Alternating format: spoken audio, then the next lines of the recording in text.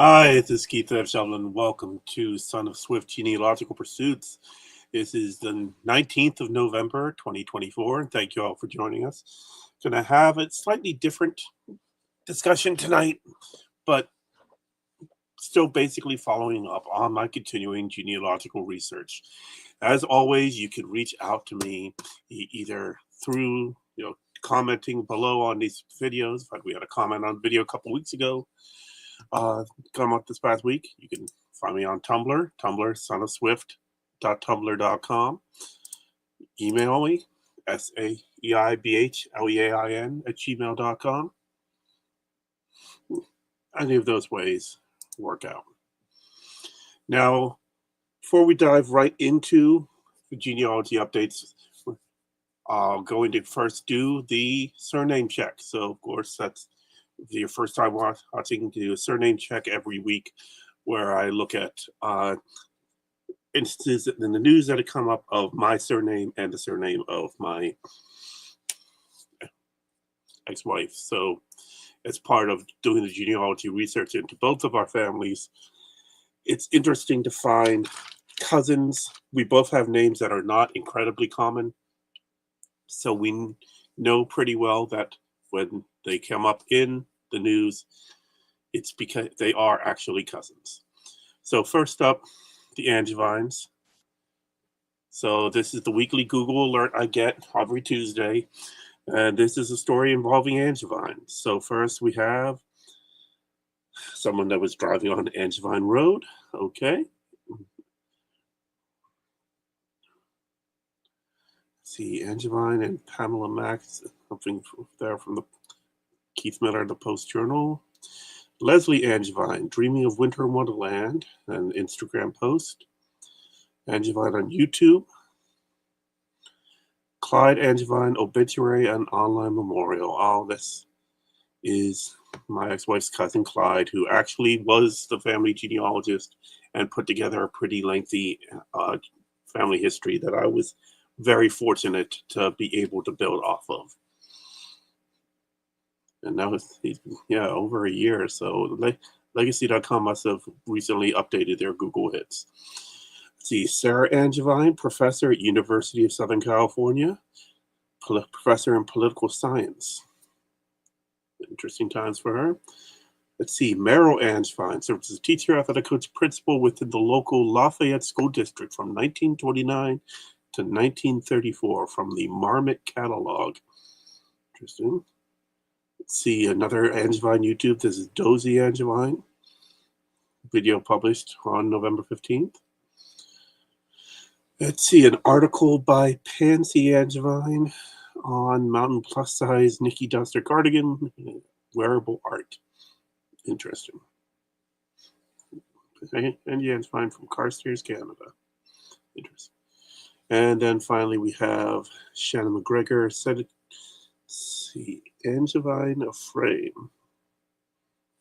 Not sure what that is, but okay, moving on. We have the Google alert for my family name, Shovlin. And of course, it starts with Andrew Shovlin, Mercedes. F1 News, Hamilton, Mercedes, Hamilton. Okay, we have Shovlin of Cambridge performing girls cross country and reported in the Boston Herald. It's fantastic. More Andrew Shovlin, more Lewis Hamilton, Mercedes. And of course, Shovlin Mattress Factory, cousin Ron Shovlin and his family in New Jersey. David Shovlin obituary from 2017. I'm not sure who that is, what part of the family he's on. But passed in 2017. Yeah, see, Legacy.com must have done some sort of Google reload for that to show up in this week's news. Then we have Dr. Joseph P. Shovlin, eye doctor. Heard from him before. Oh, we got an alert to watch this video. How nice. Let's see, Terry Shovlin at Wilkes University, assistant to the dean of Fitzhugh School of Business. Cool. And then finally, my friend Will McBride, I need some help with some upcoming live. That's a Threads post. So I'm not sure why. Post from Quick Turn Remodeling on Threads is popping up. But okay. Well, things like that, you can just flag as irrelevant. All right, so going back to the family history research. So this week, I decided to look at a certain section of my family, though this is a part of the family that I've done a lot of research on in the past few months. And it's a case of sometimes just shaking the tree, see what else falls in. So I was looking specifically at, these are ancestors of my paternal grandmother, Hazel Roach, and talked about her in the past, and her mother's family, the Allens. So her maternal grandfather, David Emery Allen, you can see his family here. Did a lot of research on the Allens this summer. Today, this week, I was looking at the Gattons, going back here to William Benjamin Gatton, born 1742 in Montgomery, Maryland, because I had sworn I had seen that he had ties having served in the Revolutionary War, or the American Revolution, or whatever you choose to call it.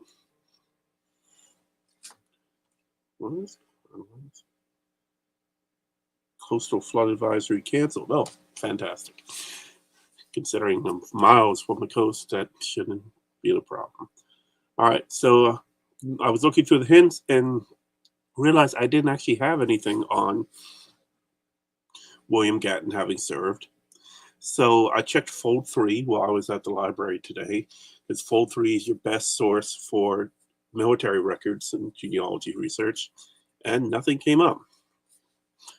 But still went on. Nothing new on the Gatton's tree that I had, and already had them going back four generations plus. His wife, Sarah Murphy,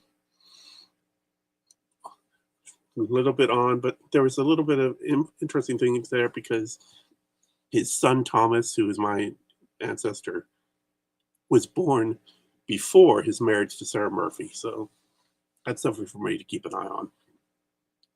Still no hope on finding Eleanor Meek's father. But then over to John Bennett here, and his parents, Miles Bennett and Hannah Kinsey. So before this week, Hannah Kinsey was a dead end. But now we have much more, as you can see here. Hannah Kinsey has parents, Isaac and Mary Bradshaw. Isaac has parents, David Kinsey and Tamar Fell. Tamar Fell has parents, Joseph B. Fell and Bridget Wilson. And what's interesting is the Hunt family comes with a bit of a story. So first, let's go right into the profile page for Hannah Kinsey. Oh, and see, the hints are already flying again for Joseph Wilson Fell, Thomas Fell, Bridget Wilson. Yep. So Hannah Kinsey, born in Bucks County, Pennsylvania, and died in Bucks County, Pennsylvania, a lifer. So able to track in her information through the hint on her was find a grave. And then I had something that connected to Isaac. Then, so Isaac being my seventh great grandfather, I know, born in Bucks County, just like his daughter. And was able to find the GeniaNet community tables, which connected me with his parents, David Kinsey and Tamar Fell. And David Kinsey right now is a slight dead end. There is a hint that they might know who his father is, but that information is still not come in. I haven't done a deep dive research in any of these because of other projects I've been working on this past week, but I wanted to make sure I had some progress on the major tree that I've been on. And including here, this represents a Samuel Kinsey. So that might be a son with records of the U.S. Sons of the American Revolution. And this notes that Kinsey was in the Quaker meeting records, which leads us to the fun story. So we have Tamar Fell, which is a very interesting first name. I don't believe I've seen Tamar before. I was doing the research on what I could find for her. I found they weren't giving me much, but I found a suggestion that her father's name was Joseph. So I entered it in to see what came up, and it came up with a lot. First of all, coming from Oldale and Allerdale Borough, Cumbria, England. That's it's actually near Lorton Valley, where the namesake of the town for the area of Virginia I live in now. So that's okay. Sorry, just a second. Got an alert on my computer, but there. All right. So then, in looking at the hints for Joseph Fell, I quickly found his find a grave entry, which gave me, his birth date, his death date, and a spouse. In fact, he gave me two spouses, Bridget Fell and Elizabeth Doyle. And started looking into it. And Elizabeth Doyle, I found he married in Bucks County after having emigrated to the United States and having a number of children. But then I looked, and there was family of his that were born before he married Elizabeth Doyle. So that was the hint that gave me that there was a second wife who had passed just after coming to the United States in 1708, that being Bridget Wilson. So Joseph B. Fell was married to Bridget Wilson. They had 4 children, 2 sons, Joseph Wilson Fell, so his middle name being, of course, his mother's maiden name, Benjamin Fell, Tamar Fell, the ancestor of mine, and Mary Fell. And Mary Fell coming just 2 months before her mother died. Whether that was a complication in their death, I'm not certain, but that was a start. Then, of course, 3 years later, he marries Elizabeth Doyle, and they have several children. So that would be, let's see, son John. There's 2 different Johns that came up here. That's Isaac, Titus, Thomas, and George. Daughters, Sarah, Rachel, Elizabeth. So adding several more to the family. Now, when I go to the hints, now there was a problem when I was looking at this earlier that the hints weren't loading properly. And they're still not quite right because there was a GeniaNet hint earlier that somehow failed. But looking through, there are hints to documents here that, of course, I can't see on a free account on this computer.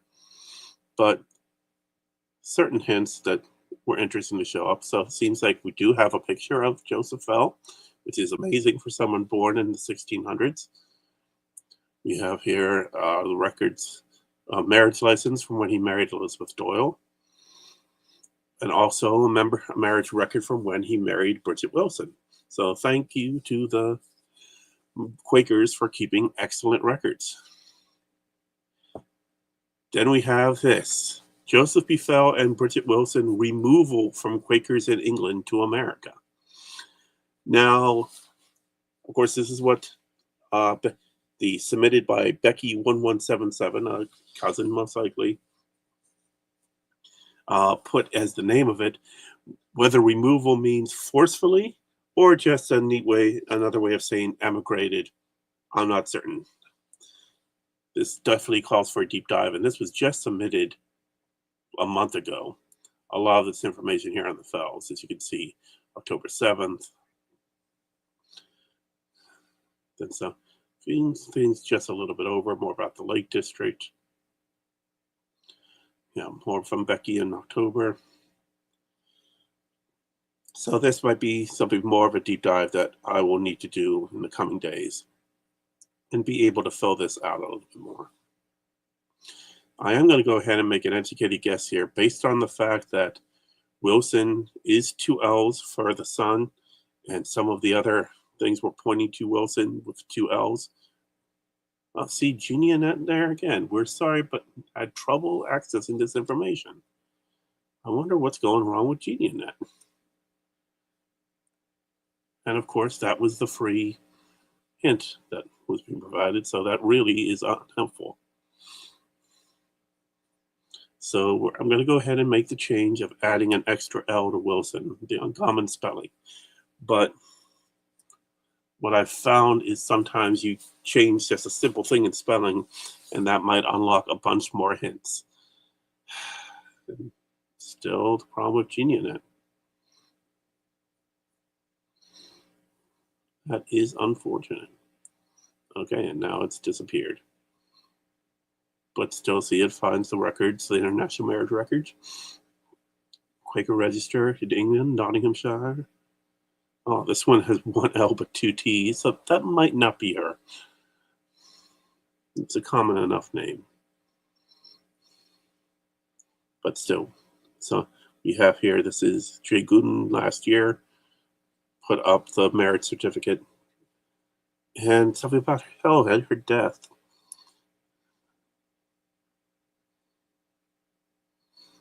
Well, that's probably, it looks like it's a death record. Of course, I can't look at the picture without going into an actual account.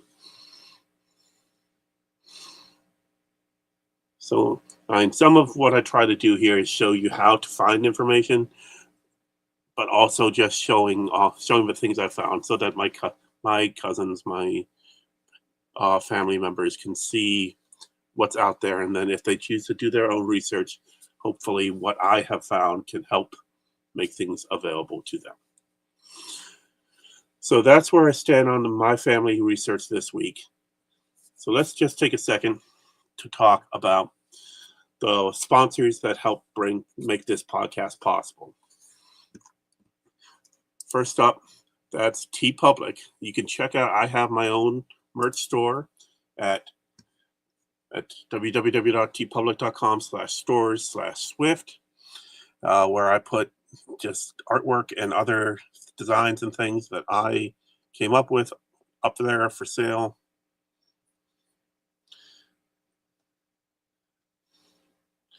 And here you see this currently up to 35% off site-wide, so t-shirts are just $16. I only have 26 hours to go in that sale, but here you see a store,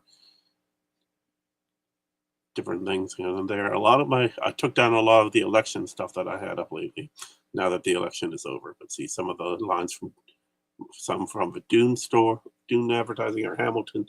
They do have partnership agreements with various content holders, so you can make fan art under certain rules. So find that stuff available. And then the things from the base AS21, the publishing company that became a media company that was my small business for a number of years. So I have my stuff up there but also I recommend that you yourself can set up your own store. If you want to have your own merch that you can sell to promote your company, your podcast, your enterprise, anything, go to t.pub/lick/ACE21. Sign up today and create your own merch store and get a free discount to help. And then you can start making money on the sales of your items. Also like to thank for helping support today, good people at Sticker Mule. So Sticker Mule makes great products, of course, stickers, first and foremost. They made these wonderful Son of Swift stickers for me. Right now, they have a deal of custom 3x3 clear stickers, $29 for 50 stickers, free shipping. That's normally a $75 deal, and they can order now. But then, of course, they have their regular products. They have stickers, they have labels, they have magnets, buttons, packaging, T-shirts, all kinds of fun things. If you just want something quick, like if you're promoting an event and you don't have someone local that can do the printing for you, Sticker Mule may be your way to go. So check them out today. Okay, use my link in the description below and sign up, and you get a $10 credit to your start. And finally, my one last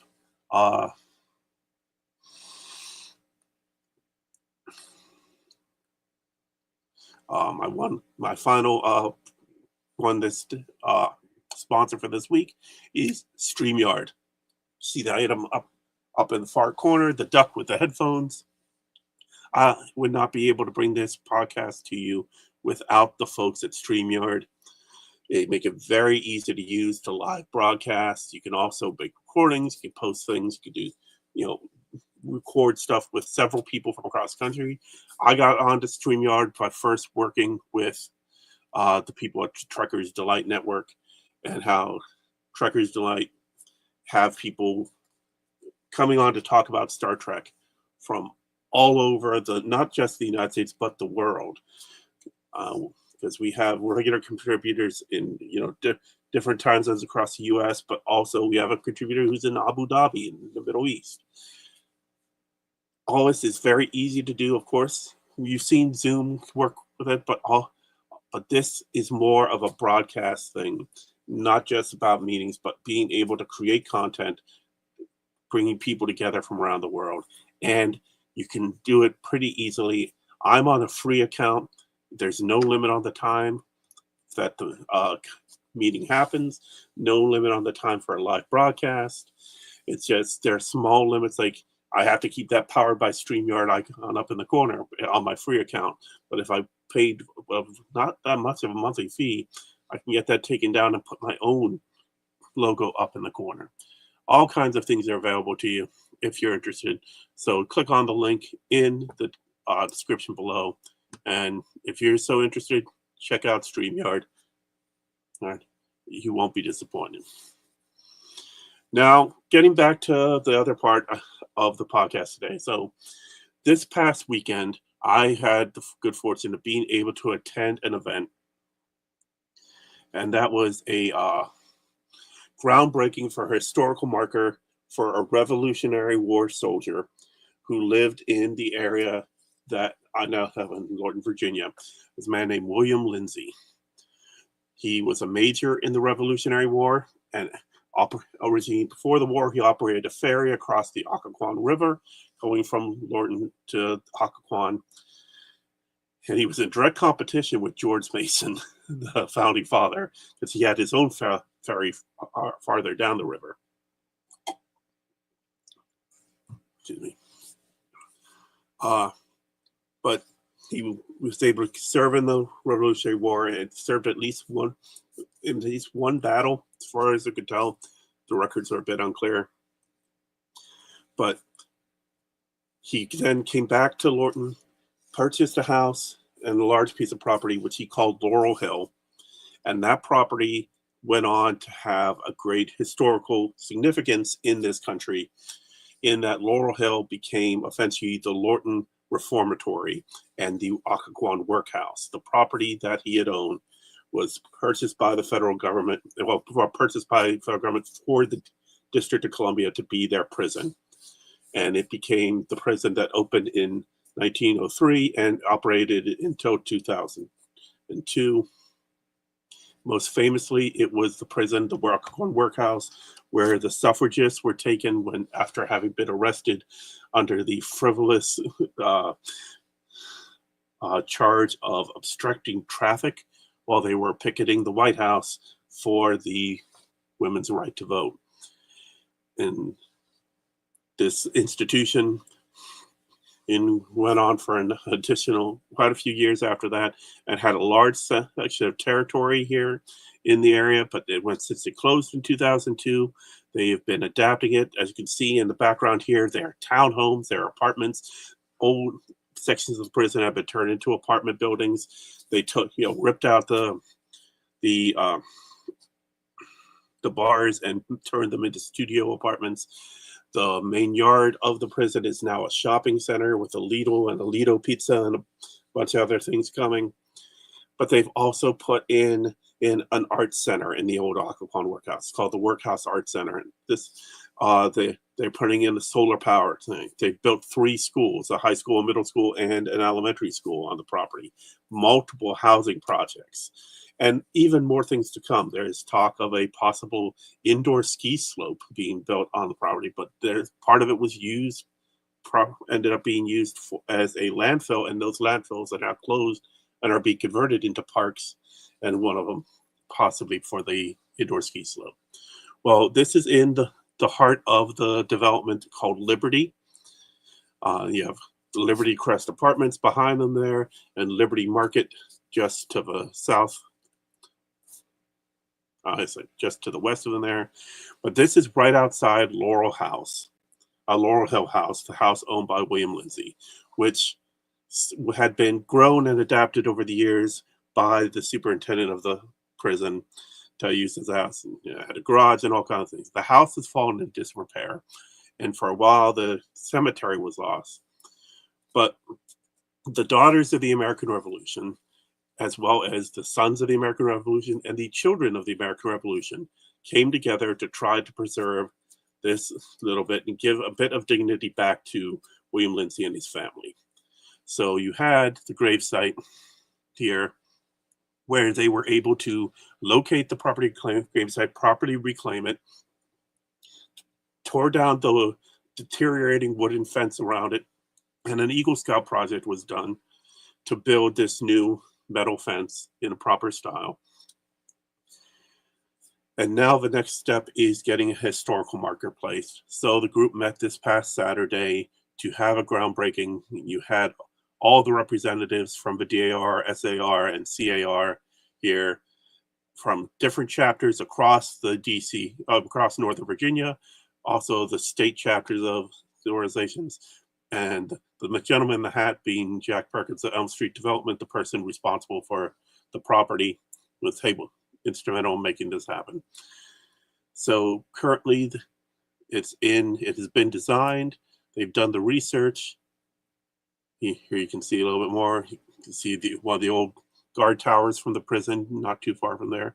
And of course, they also got a grant as part of America's 250th, our sesquibicentennial, which will be occurring in next year, in 2026. So this being become part of that whole celebration. That, and here is the marker that will be placed for William Lindsay. Appointed a major in the 1st Virginia State Legion, he and his wife Anne lived in Fairfax County and built their home called Laurel Hill during 1787 to 1790.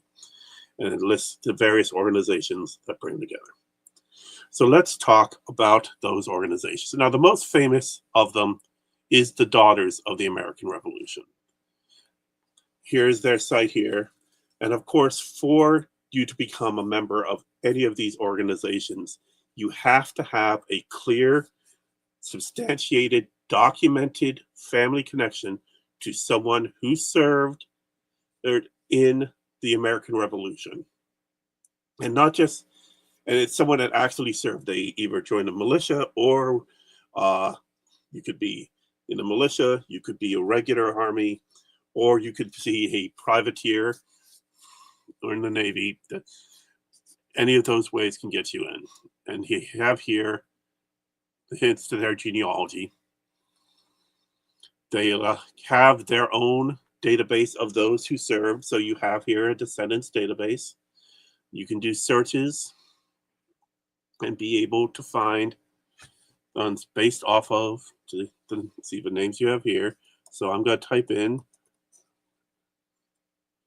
the gentleman who's getting the plaque. Okay. And if we search, William Lindsay, 1767 to 1817. And here we have member of the Daughters of the American Revolution, Tobias Brashear, George Calvert, just various people that connect to the Lindsays. So if you have the information that might connect you to an organization like this is definitely a great way to not only expand your own genealogy research, but also connect with other people that can help you give you more advice and tips to things. Now, of course, being a member of the DAR has a cost to it. Oh, no, that's not. Let's get back to the main page.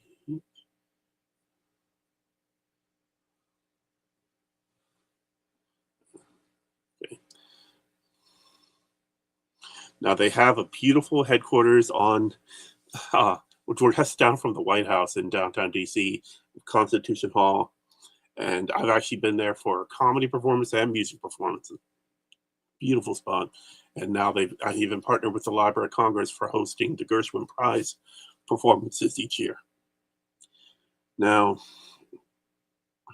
if you were to join the National Society, you of course have to have the information already there, an idea of whether or not you are descended from a patriot. But it's for DAR, of course, is any woman 18 years or older who can prove lineal bloodline descent from an ancestor who aided in achieving American independence. She must provide documentation for each statement of birth, marriage, and death, as well as the Revolutionary War service of her patriot ancestor. And they give a complete list of accepted service here, and then the chapters, and then you'll be able to connect it there. Now, just trying to see a quick fact of what they say. Over 190,000 members across 3,000 chapters in all 50 states. You do have to be 18 years or older to enter. And of course, the DAR is just for women. And I see if they have, not sure how much dues is. I think it differs based on chapter. But yes. So for those, okay, so let's say you are interested, you know that you are descended from someone who served in the American Revolution. Probably not George Washington because he had no children of his own, and so it has to be a lineal bloodline, so you can't claim to be descended of George Washington. But there are others available. Now, let's say you're not a woman of 18 or older. Well, then you have the Sons of the American Revolution. Another group, just the same, basically the same idea. You determine your eligibility. You can reach out to local contact and then put your connections together. They're not as well known as the DAR, but they're just as noble in their purpose, and they're just as helpful in doing genealogy research and being able to find those family connections. So, let's see. The mission statement here, founded in 1889. So actually, they're a year older than the DAR. But any male 18 years or older, regardless of race, religion, or ethnic background, who can prove blood lineal descent from a patriot American Revolution is eligible for membership. We were on the razor's edge in allowing DNA results to be used to prove descent for those with unclear roots. So they haven't decided on that yet, but it looks like that is something they're considering. 550 chapters. That's interesting. I haven't done much reading on the Sons of the American Revolution because I don't have the full documentation to prove my lineal link to anyone who served. So I'd never actually looked into it fully myself. But just seeing here what it says about joining, determine your eligibility. And let's say you reached out to a local chapter, you collected your data, now you're applying. Okay, and here they actually do have a membership cost manual in which, let's see.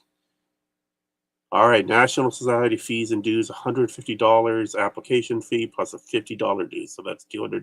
If you have an established lineage, you can get a standalone submission or a family plan submission. For those, that's $75 application fee, $50 dues. Family plan, initial application fee, $150 plus $50.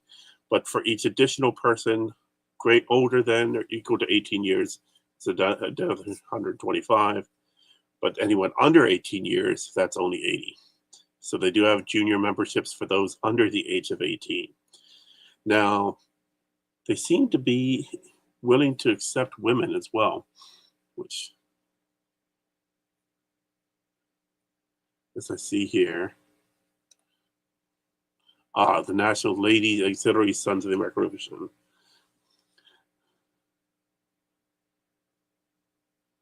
Be open to all women who wish to support SAR and its mission. Okay, so there is a ladies auxiliary in the SAR. If you weren't interested in doing, or you could do both, SAR and DAR.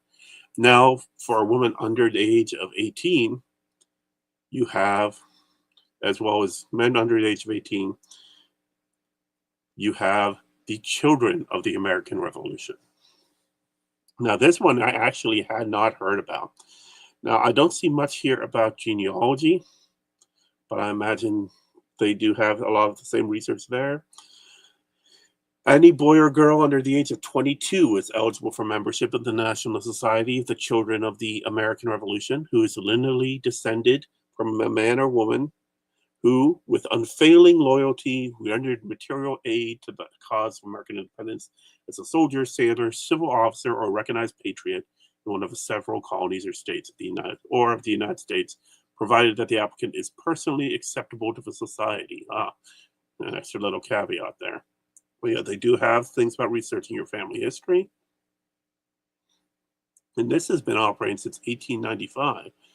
So that's 1889 for the sons, 1890 for the daughters, and 1895 for the children. Interesting. Yeah, proud of over 9,000 members. Doesn't list how many chapters there. I know here in Virginia there are a few local chapters, and there's a state chapter because they were represented at the groundbreaking. Now to join for them, let's see their application guidelines.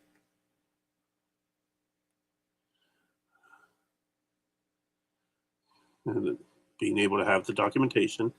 And that is $35 for first applicant, $15 application fee plus $28 yearly membership, and then $30 for each additional. So that's actually relatively affordable.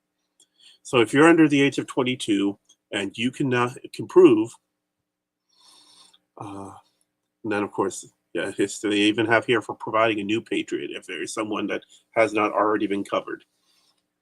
You can find that there. And hopefully, I imagine if you join and are successful in getting into the Children's of the American Revolution, then when you reach 18, you should be able to use what you already found for that to get into the Daughters of the American Revolution, or if you're a young woman, or you young women and men going into the Sons of the American Revolution, with the Ladies Auxiliary being there. So these are just another source of genealogical research and support. And for them, it's as part of creating this organization, bringing people together that with their ties back to the roots of our country, with the founding and people taking their part, serving in some way as a patriot. I have to wonder, where it says here unfailing loyalty, would that mean would Benedict Arnold not count because he did fail in his loyalty eventually? And he had some excellent wins and as commander at first. But yeah, so that's interesting things. So that's going to be it. We're just over 40 minutes. You know what? I was talking about the event, and I have the program right here. But it was an excellent little ceremony. That William Lindsay, born to Robert Lindsay around 742 at the family home called the Mount in Fairfax County, Virginia. Remarkably handsome, tall with dark brown hair and blue-gray eyes, and an aptitude for making but not retaining money. He gave a merchant in Colchester. Colchester was the original colonial village that Lorton is now built upon. He married the lovely Anne Calvert of Culpeper County, the very popular family area. Couple had 12 children, 10 survived to adulthood, all born in Colchester, except the youngest, who was born at Laurel Hill. Fought in the American Revolutionary War in 1781, appointed a major in the 1st Virginia. Although there is no proof, it is believed he served in the Battle of Guilford Courthouse. Since his commanding officer did fight in this battle, he died in either 1792 or 93. They're not certain. Some documentation says 2, some say 3, and was buried at Laurel Hill. His wife, Anne, was buried with him about 30 years later. Now, there is quite a list of speakers that they had at this event, and they did record it, so you might be able to catch the video. But some of them were just stepping up and saying, "Thank you for having me," which is fantastic for an event with this many speakers. But it was great seeing that. Now, this is just a groundbreaking. They will be doing the formal dedication on May 3rd, 2025 at 11 a.m.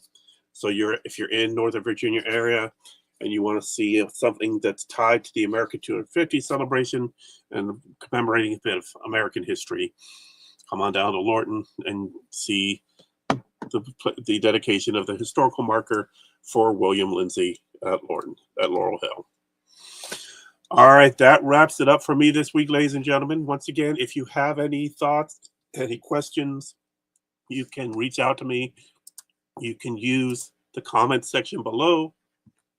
You can message me on Tumblr at sonofswift.tumblr.com, or you can email me, shovlin@gmail.com, SEIBHLEAIN, the full Irish spelling. Until next week, good luck.